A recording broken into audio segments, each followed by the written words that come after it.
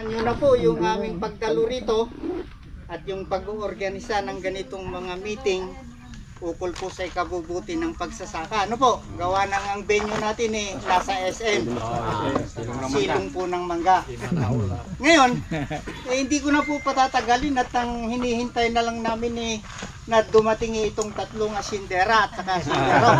Ano po, ipakikilala ko po sa inyo ang ating mga kasamahan, ang ating pong mga speaker, magpapaliwanag ukol sa kung ano ang mayroong ikabubuti na ipamamalita nila para sa atin. Kinagagala ko pong ipakilala sa inyo ang ating pong speaker na inventor ng fertilizer o kaya abonong organiko. Si Mr. Marvin Soriano po. Wala bang ano dyan? Palakpakan! Marami kayong kamag-anak dito. At akin pong ipinakikilala rin sa inyo ang kanya pong walang humpay na pagtulong sa ating inventor na Pilipino upang ang sariling ating produkto tangkilikin natin. Si Mr. Virgilio Bunag. Isa po siyang vlogger. Ayan. Salamat po. So, ibibigay ko na po ang pagkakataon upang may paliwanag sa inyo ang kanya pong magagawang tulong para sa atin, si Mr. Marvin Soriano po. Isang magandang umaga sa inyo lahat, mga kasamahan magsasaka. Actually, kamukha nga ni Sir, itutuloy ko na yung unang tanong niya. Natanong niya ako kung agriculturist ako. Actually, hindi. Nagkaroon ng knowledge yung kurso ko nung nagre-research ako at saka nung nagsasaka ako. Ang una kong napag-aralan sa pagsasaka na natutunan, yung paggawa ng probiotics. Nag-start kasi yan sa Japan. Marami nagsi-attend doon na parang yung lupa natin, yun na rin yung isang number 1 kailangan. Ano nang year ngayon? Nung 1992 pa ako tinuruan, hindi lang 30 years na yung nakararaan. Na yung lupa natin, yan yung isang number 1 nawawala, yung probiotics. O yung tinatawag na microorganism. Sumunod naman, hindi nagtagal, buti nga umuwi Meron akong kamag-anak na natira ng Malasiki. Doon sila nag-ano ng product. Meron kasi isang produkto na galing ng US, ang pangalan nito Gromor. Naka-base ito sa sa California Gardenia. Aksidente naman, nagkamit kami na ka-apelido ko rin, Soriano rin, taga-Adwa sa Cabanatuan. Nung malakita ko na marami siyang nalalamang technology about sa nutrition farming. Pag wala na akong busy sa trabaho, panay ang punta ko sa kanya. Hindi lang kami 20 years na nag-uusap, hanggang sa mamatay na nga siya ng pandemic. Andahin niya na itulong sa akin na tinurong technology, yung sa nutrition ng halaman. Tapos nangyari nung mga year 2010, nagpunta ako ng may nag-aya sa amin yung barkada ko na seed grower. Pumunta raw kami ng White Light at may mga seminar doon, marami kayo matututunan doon. Hindi, punta naman ako. Nakamit ako ng isang chemical engineer sa Manila na hindi ko alam, nagre-research naman siya sa palay. Kaya maganda yung mga yung anda-anda na ng mga natutunan ko. Ngayon nung nandoon na kami sa Manila, almost mahigit 3 years na kami tinuturuan. May sikreto pala ang butil ng palay. Yung malalaki. Ngayon nagkataon nung 3 years na kami ron, wet ng 2013, nag-start yung contest sa field rice ang Alan Palay Yapangan. Na itong contest na to, labanan pala to ng mga seed company. Kaya pala kami isinali, siguro pang control kami ron sa data. Hindi nila alam may research kami sa sa palay, naturo ng chemical engineer. Meron kasing buto ng palay na mas malamang hindi nyo na itatanim ito. Ang numero niya 240, Insect RC 240. 240 wala pa. Ayan. Si 240 ang karakteristik nito, mas malaki pa yung butil niya sa Burdagol. Ang turo sa amin, kailangan paglalabang ka na para bang sa babag din. Sabi, pagka maskulado yung kalaban mo, kung makikipagbabag at medyo tagilid ka, parang gano'n. Di inilaban namin sa hybrid. Mukhang totoo yung itinuro sa amin ng chemical engineer kasi natalo namin si SL8. Lahat ng seed company na natalo. Ang inani lang niya, that time nung wet ng 2013, may bagyo ng Sante, nung bang time sa Cabanatuan, nabuwa lahat yung poste. Yun eh. Pumakat yung palay namin. Mangga. 30% ng palay namin, berde pa. Eh di, ang nangyari ngayon doon sa result nung contest na yun, siyempre, ala ka namang i-expect dahil nabagyo nga. Nung sunod-sunod na pinakikita ng field rice result, ang inani ni Longpin sa 1 hektarya, 4.9 tons. Ngayon hindi Cumulator S kasi yung yung pangalan ko, nahuli ko. Magkasunod kami dalawa ni SLA. Ang lumabas dun sa nagulat ako. Ang inani ko doon sa 1 hektarya, 5.2 tons, bumagyo pa. Eh sabi ko, baka ako kabahan tong mga kalaban ko, natsambahan lang ka ako yan. Pero totoo, may technology na ako talaga na hindi alam ng field rice. So I'm sorry, may higit 5,000 kilos. Oo, yung inani ko doon sa 1 hektarya. Kasi 5.2. Nakaleta ko based doon sa computation ng field rice na ang presyo ng palay noon 17 pesos lang. Kahit mahal na sa labas, kasi NFA price 17. Nakaleta ko ng mahigit 30,000 sa 1 hectare. I-cut in short natin yung labanan. Noong ikasyam na season ng wet ng 2017, sumali si Longpin. Na yung Longpin niya, yung 537 ba o 534, yung bugul-bugulan laman. Nung makita ko yung palay niya, talo ka ako rito. Dahil ang ganda ng timyas ng palay niya. Ngayon nung bumagyo na naman. Na-harvest yung naiwan yung sa akin, pero may laman na rin. Na-delay lang ako ng mga 1 week. Meron na. Pero meron dahil parang abutan ng hinarvest niya. Umanis si Longpin ng umanis siya ng 100 umanis siya ng 150, pagka 150 kaban ba 7 tons ata. Naka 7 tons siya si Longpin eh. Ngayon, anong nangyari ngayon, siyempre, hindi na ako mag-expect kasi alam kong hybrid yun eh, saka bagong gawa pa. Hinarvest ngayon nila yung akin. Sukol na yun, ha? Nung compute ng field rice, umani ko ng 7.1 tons. Kaya natalo ko ngayon si Longpin. Kaya nung that time na yun, hininto na ng field rice yung labanan. Keso ang sabi, matagal pa raw yun. Eh di nahinto na, hindi na naulit. Nakikiusap sana ako doon sa field rice. Baka po pwede magpatuloy ako doon sa area ko kasi yung susunod sanang season talagang totally magsisiro na ako sa commercial fertilizer. Eh hindi ako pinagbigyan ng field rice. Kaya nasira yung sinira nyo ako yung data ko. Hindi na sana ako talaga magpapataba dahil panipolyer spraying kasi gamit ko. Plus yung pataba ko nga nato. Na itong pataba ko naman nato na 0180. Actually, ang composition nito, ang isang maganda rito, yung tinatawag ko ng yung microorganism. Kasi parang yan eh, kung papasinin nyo sa market ngayon, bakit yung tao, kailangan mo na rin uminom ng Yakult. May similar sa Yakult yung ginagawa ko, yung Yakult pang tao. Pero itong ginagawa ko naman, pang halaman. Yun yung isa ko na-develop, pero technology ito ng Japan na may nagpunta ron. Buti nga tinuro sa akin. Kaya itong isa pa ang problema kasi natin sa field. Iisa lang ang problema ng magsasaka. Sira yung lupa. Hangga't ninyo inaayos yung lupa natin, gamit ng pure synthetic. Masisimento yung lupa. I-discuss mo ngayon yan, paano namin what are the procedure? Ngayon, kaya lang hindi natin pwedeng ibalik ng mabilisan yung lupa. Kaya kakailanganin pa rin natin yung pero ang kakailanganin na lang natin hindi na yung complete fertilizer kundi nitrogen na lang at saka potassium. Kasi may ratio yun eh.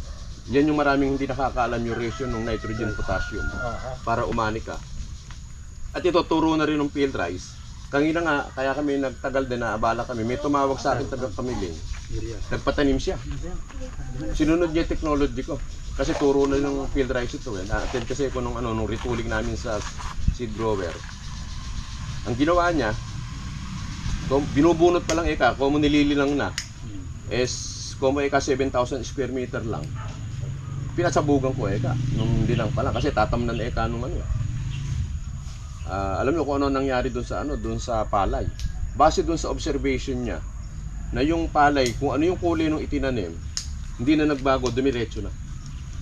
dahil doon sa patabako na ano. Kasi itong patabako na to, tamang ang formula niya 0180, pero merong nakakabit diyan na ano na kung tawagin natin yung nitrogen fixing bacteria. May gumagawa nung bacteria kung ano lang kailangan ng halaman.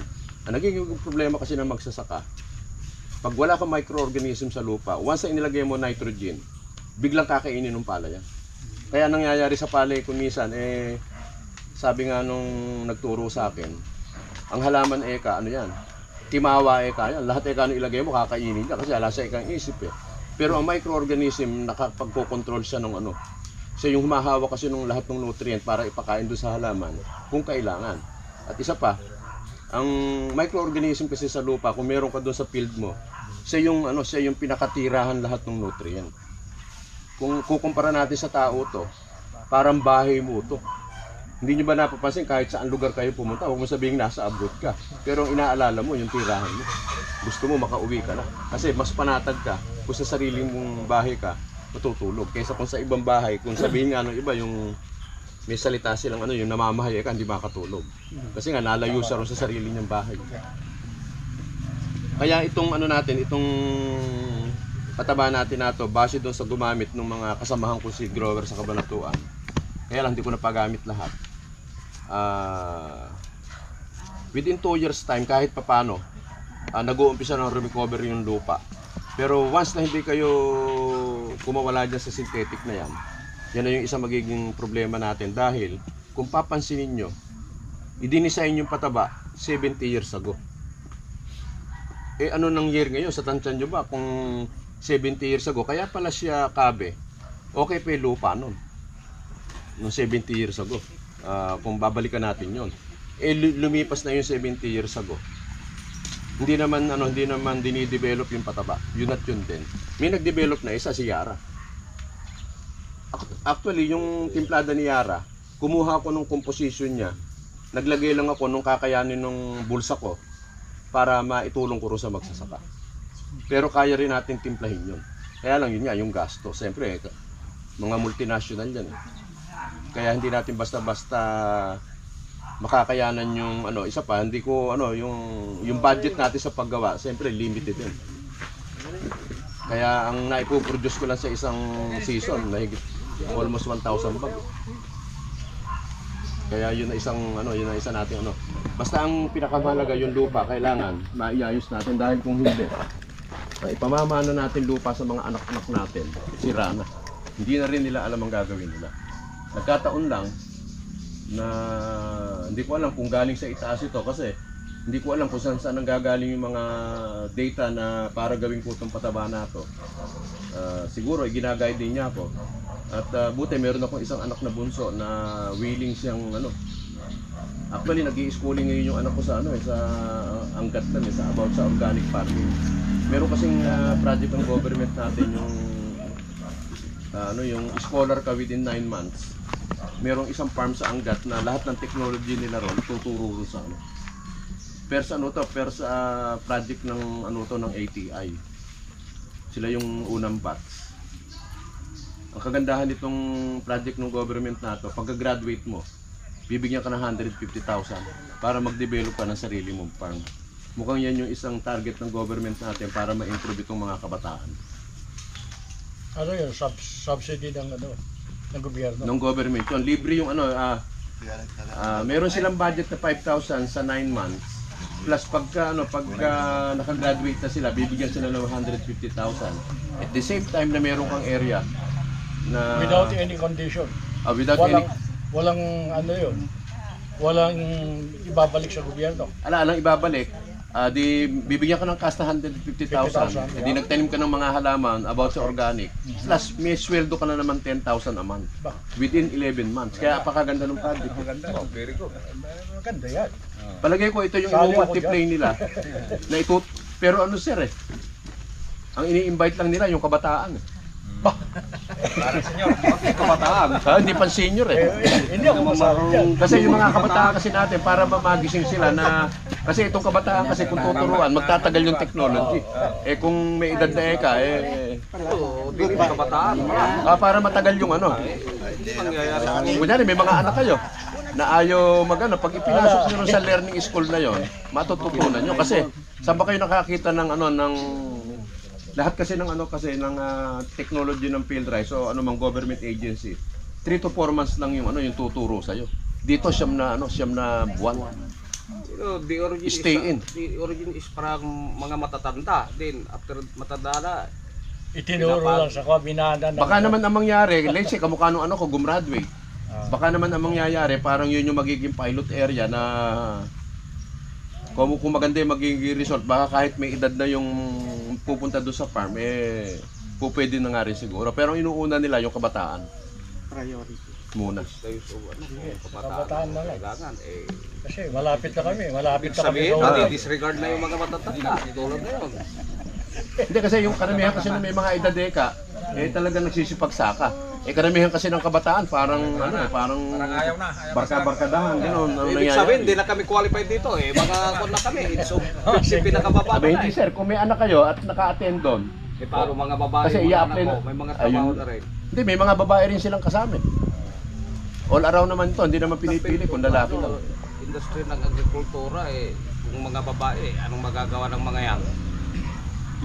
Ngayon siguro, na-discuss ko naman na yung yung history nung kung paano ko na-develop itong pataba natin. Ang maganda siguro, yung sa palay, kung ano man yung kung ano yung gusto niyo itanong o baka kaya kong sagutin, pwede kayong magtanong sa akin.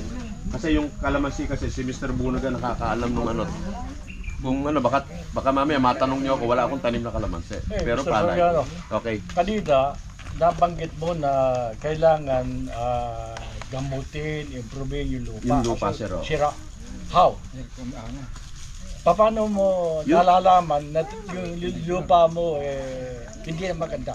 Kasi nga How sir, to treat it? Oo. Let's say kasi sir, sa government natin, meron tinatawag na kailan ka ipatest mo yung lupa. Okay, good. Pero may problema. Ano yun? Pag nagpa-test ka ng lupa, ang i-reseta sa'yo NPK. Okay. Hindi, ang kailangan ng lupa ay probiotics o microorganism. Kaya nung idinis ka sa akin ng plant nutritionist ito na ito yung dapat kong gawin, kaya pinagsama-sama ko na ron sa Actually nga, hindi ko lang naipalaminate Pero dala ko ata dyan. Nung sumali ko sa PhilRice, meron kasi tinatawag na pH yung lupa. Yun yung pinakamahalaga. Kasi meron kasing pantest sa lupa na tinutuhog lang within 5 minutes, alam mo na kung acidic o hindi. Pagka kasi acidic yung lupa mo, ang pH yun mga 5.5 pababa. Page care, Ngayon, itong pataba ko na to, yung tinimpla kong pataba, nung ipinatest ko sa Manila, dito sa Philippine Coconut Authority, lumabas yung pH ng pataba ko 7.6. 7.6, ipa-plus mo yung sabihin natin 7.5 plus 5.5, di ang magiging total nun 13. I-divide mo ngayon sa 2, magiging 6.5. Adjustable na yung pH ng lupa mo, hindi na siya ganong acidic. Magagamot na siya. Yun yung isang panggamot. Pagka nag-NPK ka uli, hindi mo magagamot ang acidity ng lupa. Pa-worse ng pa-worse yun. Bakit naging acidic ang lupa? Dahil doon sa mga synthetic na ginagamit natin. Ito, kung papansinin niyo yung ibang pataba natin, hindi ako magme-mention kung anong pataba ito. Okay. Subukan yung bumili ng pataba. I-stock nyo ng 1 month, lagay nyo sa simento, yung di siya nababasa. After 1 month, matigas na pag sinipa mo. Sasakit ang paa mo. Yan pala. Hindi natin alam kung yung composition na lang, bakit gano'n masyadong tumitigas. Kung tumigas yung pataba, natural dami yung lupa. Pag natimpla na siya ron. Ngayon, itong pataba ko na to, baliktad siya. Habang ini-stock mo yan, yung pagkakagawa ko ng nung pinaka-granules niyan, namumugmug naman siya, hindi mo siya kayang patigasin kahit abutin siya ng 10 taon. Mamumugmug siya pero babalik siya sa original niya. Pero bakit yung ginagawang pataba? Ibig sabihin, ang tanong doon, bakit tumigas ng todo? Nasa bandang huli, kung ano yung style ng bato. Granules, is that yung mga butil-butil? Yung butil-butil, nagdidikit-dikit. granules. Yes. Alright. Sige. Ngayon, sir, yun, open na yung baka Nalalaman meron kayong gustong itanong doon sa field doon sa palayan, yung Lahat ng problema nyo, itanong nyo na ngayon kasi narito na siya. pero kahit papaano, Basta nagamit nyo yung pataba ko, isa ko igagarantin sa inyo, mag-a-adjust sa ron sa lupa. Based dun sa ano namin, dun sa trial na 2 years ago, pag ginamit nyo yung pataba ko, protected kayo sa black bag. Sa totoo lang. In 1 hectare, how many kabang? Pwedeng 4 to 5 bags ng minerals ko per hectare. No, per bag, ilang kilo? 50 kilos. 45. So our application nun, twice din. Pwedeng twice kung sabog kayo, pero kung tanim, based dun sa technology ng field rice, kailangan isang application lang. Sa application lang yun. First to second days yung tanim. Hindi mo na kailangan ulitin Hindi sa pa. i-split hindi na, isang one time lang. So, Hindi na kayo maghahalo, kaya pitik-pitik na lang kayo ng pataba. Sige, diretso na tayo. How much? Yung Isang bag. bali 1-2 yung isa. Sige. Direkto. Makakatulong po ba sa inyong magsasaka? Binili ko high yield, 1.8. 1.850 yata. Pero wala siyang hindi ko sir malaman kung may pinaliwanag sila, may nakatibalabad yung microorganism o probiotics. This is, I miss that. Kasi actually ang yung mga magsisigawa ng pataba, hindi sila pwedeng maglagay ng ng probiotics kasi yung inyahalo kasi nilang yung mga ibang pataba kasi let's say lalo na yung 0060. Ang formula niya kasi muriate of potash, muriatic yan. Muriatic. Once na naglagay ka ng microorganism, naghalo ka ng 0060, patay ang microorganism. hindi pwedeng ihalo, sir. Hindi po pwede. Kasi na-i-apply mo na eh. Na-i-apply mo na. Ang masama lang yung sinasabi ko, yung magpo-formulate ka ng pataba. Itong akin na to, hindi ubrang haluan ng ipipix yung 0060. Kaya yung 0060 nakahiwalay pag sinabog. Yun yung isang kagandahan niya. Tanong po. Tanong po. Huwag May tanong lang ako, sir. Okay. Paano yung sa akin kalamansihan ko, buhanginan? 2 dangkal lang yung buhangin niya sa ilalim batuhan. Pag nagpataba ako, tapos nagpatubig, wala pang 1 minuto, tanggal na yung tubig. Paano niya ganito, anong may sir. recommenda para ma-absorb niya yung pataba Ang talaga? kagandahan naman ng pataba ko sa lahat, yung sa atin is slow release. Matuyan magkatubig, release siya. Hindi ka mukha ng synthetic pag release, isang release lang. Long last yung effect ng pataba natin compare sa lahat.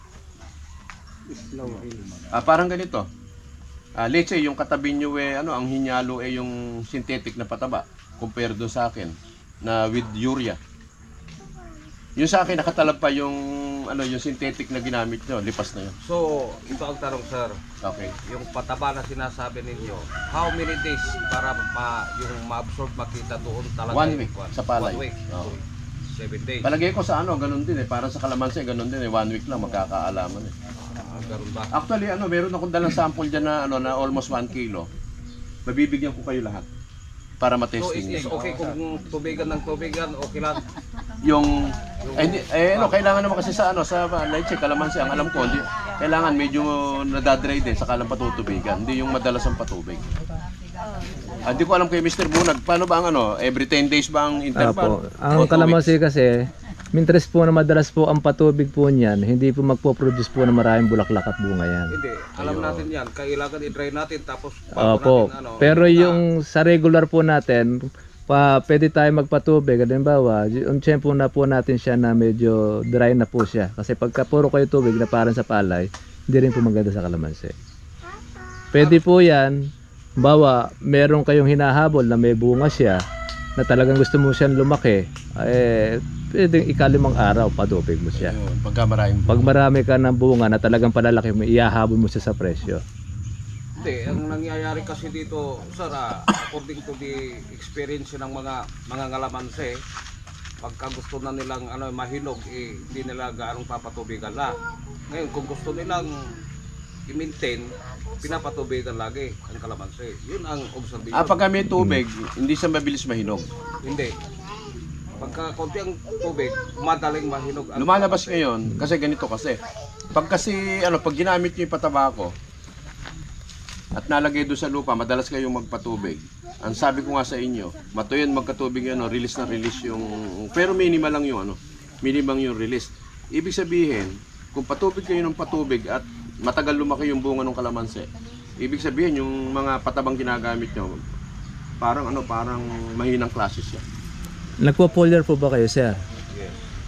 Yun po kasing pagpapahinog po ng kalamansi, actually hindi naman doon sa kanyon eh. Ang talaga kaya po nagkakaroon ng reject ang kalamansi dahil sa manunusok. Pag tinusok po kasi ang bunga ng kalamansi, almost halimbawa makintab na siya. Pagka kasi ang kalamansi makintab na, pitasin na yon, idinilay mo, susugurin na po ng putakte yon. Pag tinusok ng putakte yon na berde, bumilang ka lang ng isang araw, dilaw na yon. Hindi naman nagkakaroon dahil kumpleto naman sa gamot.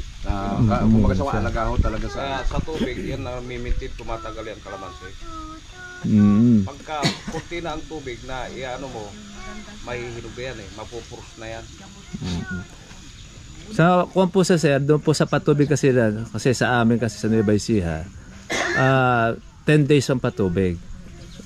Siguro, depende kasi sa inyo dahil sa inyo, opo, sa inyo kasi buhanginan, maobligado po talaga kayo magdalas magtubig diyan. Kasi yun po kasing lupa, pagka po kasi lupa matagal mag-stock. Pero pagka sa buhangin, talaga every 5 days siguro ang patubig nyo dyan. Wala pag isang minuto, wala lang ang tubig. Walang tubig. Ayun. Kaya yun ang kuha natin. Ngayon doon po sa abono po ni Sir, nagpe-preserve po ng tubig yan. Kung dito sa mga mga ganito, Sa mga lupain. Ibang lupa, tindis talaga eh. madalang Kaya sa amin dalawang wala na, talagang dry na yung ganunin mo. Dito, Pero malakas naman po yung tubig. malakas. Mabilis lang siya matuyo. Every other day, minsan every 3 days. Nagtutubig po kayo. Pero kasi yung patabaho kasi meron siyang capacity para i-maintain niya yung moisture ng Kaya nga nangyayari yung pataba sa buhangin. Bumababa. Kasi ang kalamansi, nasa bago ang pangugat, di ba? Sa madalit salita, bato tsaka pubuhangin, konti ang lupa. Kaunti lang ang lupa sa ibabaw. Isang inch na, 2 inch. Tapos buhangin, tapos bato na eh. Kasi yan eh. Tawag dyan, creek yan dati. dating creek parang ilog sapa. Ilog sapa. Kailangan ng patabang Nakaiwanan ng tubig. Hindi yung nasa ibabaw lang. Sa ibabaw lang. Kaya gusto namin yung patabang nasa ibabaw lang lagi. Dahil sa kalamansi, ganun ang gusto eh. Dahil ganito lang 1 inch lang ugat na eh. Alam ni Sir Buying yan. Tama-tama. Malaki ang pagkakaiba nitong organic kasi at saka ang Synthetic. synthetic fertilizer. Unang-una, kapag ka sinabing organic kasi, mayroon siyang holder ng moisture. Yung moisture po kasi kapag ka hinawakan, hindi siya kusang bababa, kagad mariretain yung moisture nandun. Kaya maganda yung tae pa rin ng marok na na nilagay ko doon. 5 years ang duration niya. Okay. Pero alam nyo po, ang tayo po ng manok para po kunyo rin. Pagka po kasi siya ay tuyo, tapos nabasa, mabaho, makikreate po yun ng mga maraming langaw. Hindi sir, dahil yun Organic na 4 siya. years yun bago. Yun. Pagka 4 years, walang problema. Organic talaga yun. Parang nakrap. Pero yung kung kagagaling halimbawa doon sa mga manukan at yung ibang- tinuyo lang, ay nako, marereklamo tayo. Tahan ka talaga. Opo, yun. Pero pag gano'n na matagal na siya, organic yun. Pwede yun. Number. O sa mga palayan boys. Yeah, palayan Hindi po. na yan. Hindi po ba kayo sa mga magpapalay, di ba kayo nagtataka bakit pag nagsabog kayo ng abono ay dinadapuan lagi ng maraming insekto? Pagka hindi kayo nagsabog, wala namang ganong insekto. Bakit pagka kayo po ay nagsabog ng abono, naglalapitan na sila? Business Opo, kasi yun. Ayan, si Mr. Marvin na po sasagot. Dahil siya po sa abono eh.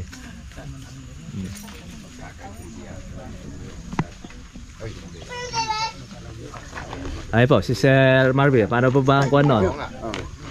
Actually kasi ang isang kailangan maintindihan ng farmer nga pala. Kasi naghahalo kayo ng pataba Kung mo walang knowledge yung magsasaka about doon sa nitrogen at saka doon sa mga synthetic na hinahalo. Lahat ng insekto, kay gulay, kay kalamansiyan, kay palayan. Kung wala kayong alam sa ratio ng paglalagay ng urea at saka ng potassium, lahat ng insekto ang pinagagalingan lang isa, urea. Kasi sumobra ka. Ang sikreto ng insekto, pag naka-release ang nitrogen, meron siyang tinatawag na composition ng methane.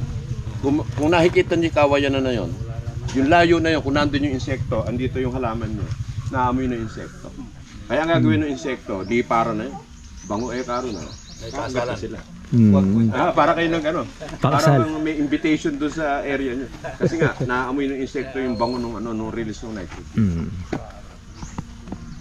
Kaya pag hindi nabalansin ng potassium, kaya ang farmer kasi ang gusto, berde-berde.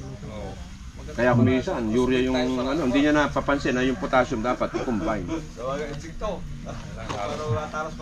Yun yung sitwasyon ng insekto. Nitrogen yan. Meron naman po mga ibang pagkakataon, lalo na pagka ganitong second crop. Pagkatapos po nilang magtanim, siyempre po, mag-a-apply sila ng abono. Pagkatapos ng application ng abono, ayun na, may mga porsyong lumilitaw na, nagkukulay dilaw na. Pagkatapos, pag hindi nila na gawa ng paraan, mamamatay na, porsyon-porsyon na, parang kalbo na. Anong concern? Ano bang cause doon? Bakit nagkakaroon Si ng Sir Ayun. Marvin, Ganito sir, yun. Pagka lalo na yung yung unang lagay nyo ng pataba at naninilo yung palay yung papulo-pulo lang. Ang number 1 yung tingnan, bumunot kayo na isang puno. Oras na bumunot kayo at naninilo yung ugat, yung tinatawag na acidito, yung kalawang. Kailangan nang i-spray sa kanya yung zinc. Dapat sana before na magpataba kayo o after na magpataba kayo 2 to 3 days kailangan yung wag mo nang hulaan na kung magkakalawang o hindi. Mas maganda spray ng zinc kasi pag na-spray ng zinc yon, 100% ng pataba mo i-absorb ng ugat, dadalhin mo sa katawan. Yun yung isang purpose ng zinc. Zinc sulfate yan. Zinc metalate.